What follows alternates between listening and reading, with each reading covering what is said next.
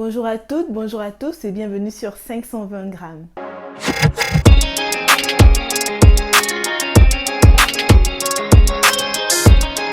Aujourd'hui, j'ai décidé de faire un petit tuto de comment faire pour frire la banane plantain, pour faire des beignets de banane plantain. C'est comme il y a des personnes qui, pour la première fois, peut-être ont découvert la banane plantain dans un restaurant ou chez des amis, mais qui ne savent pas forcément comment on fait frire de la banane plantain et donc ils sont privés de la faire chez eux parce qu'ils se disent de toute façon je ne sais pas comment faire.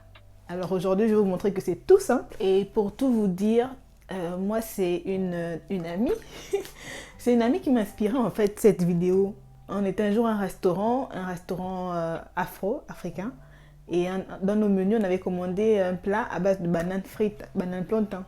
Et elle a dit, ah j'aimerais tellement pouvoir faire ça, j'aimerais tellement savoir comment comment on cuisine cela, c'est tellement bon. Et là j'ai regardé, je dis, mais tu n'as pas besoin de chercher à savoir comment on fait, c'est simple à faire. Tu mets de l'huile, tu mets de la banane découpée, tu la frites. Je lui ai dit, bah écoute, un jour je te montrerai. Sauf que l'occasion jusqu'à présent ne s'est jamais présentée. Et donc je me dis, bah pourquoi ne pas faire une vidéo pour expliquer à tous ceux qui veulent faire de la banane plantain, qui peuvent faire de la banane plantain frite, et que c'est pas si compliqué que ça en a l'air. J'enfile mon tablier et je vous emmène avec moi dans ma cuisine. Pour commencer, je vais retirer la peau. Je vais retirer délicatement la peau de la banane. Après, la banane, c'est au choix. Vous pouvez prendre des bananes soit très mûres, soit semi-mûres. Moi, j'aime bien panacher. D'un côté, je peux avoir des bananes mûres et d'autres semi-mûres, comme vous voyez là sur l'image. Donc là, je vais enlever la peau délicatement.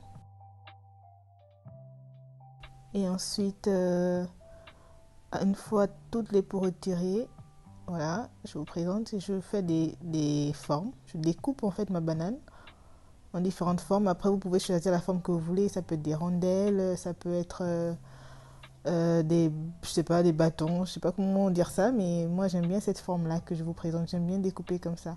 Vous pouvez découper aussi de façon grossière ou de façon plus fine. Moi j'aime bien l'entre-deux.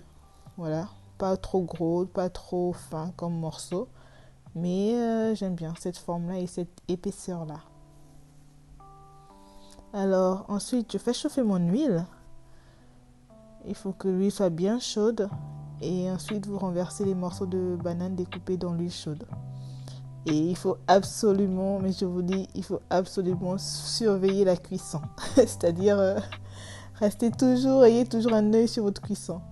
Et une fois que le premier côté huile a doré, a frit un peu, vous pouvez retourner vos morceaux délicatement. Attention à ne pas vous brûler parce que l'huile elle est supposée être très chaude.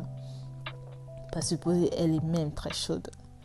Et une fois que les deux côtés des morceaux de banane sont cuits, sont bien frits, sont dorés, vous pouvez retirer. Moi, je retire morceau par morceau parce que j'aime bien surveiller que les deux côtés soient bien frits. Et ensuite, vous rajoutez la banane qui vous reste. Voilà, je vous montre le résultat final. En fait, c'est quelque chose qui ne dure pas, ça ne prend pas de temps.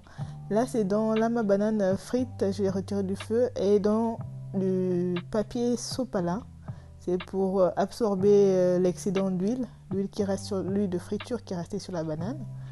Mais vous pouvez mettre aussi dans une passoire. Mais je préfère mettre dans le papier sopalin parce que ça absorbe vraiment l'huile.